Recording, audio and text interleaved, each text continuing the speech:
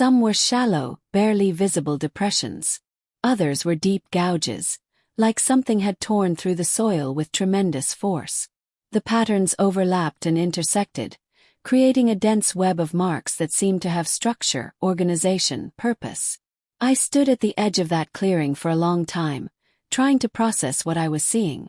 My first rational thought was that someone had done this. Some kind of elaborate art installation or land art project. But that didn't make sense. This clearing was miles from any road or maintained trail, in terrain so difficult that getting equipment in would be nearly impossible.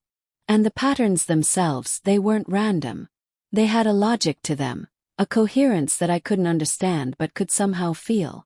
I walked the perimeter, taking dozens of photos, shooting video, narrating what I was seeing into my phone's voice recorder. I took more soil samples. I measured the dimensions. I documented everything I could think of, falling back on procedure because the alternative was to acknowledge how terrified I was. The sun was getting low, filtering through the trees at that golden angle that means maybe 2 hours of daylight left. The smart thing, the rational thing would have been to turn back. To get out of this hollow and find a safe place to camp for the night.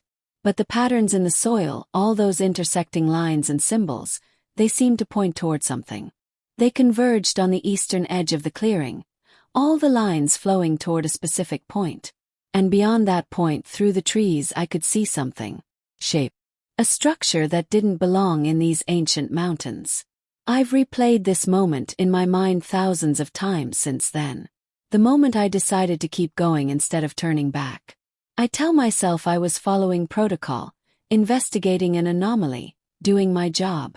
But the truth is something else. The truth is I was drawn to it, pulled forward by something I still don't understand.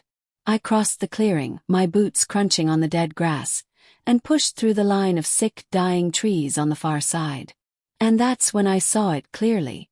The structure rose maybe 30 feet high, partially hidden by the surrounding forest. It was made of metal, but not any metal I recognized. The surface was smooth, seamless, with an iridescent quality that shifted colors as I moved. Blues and greens and purples that shouldn't have been possible. The shape was hard to describe because it seemed to change depending on the angle I viewed it from. Sometimes it looked like a narrow tower, sometimes like a dome, sometimes like something else entirely, something my brain couldn't quite process or hold on to. There were no seams, no joints, no visible means of construction.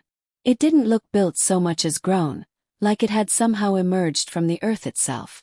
And despite what had to be years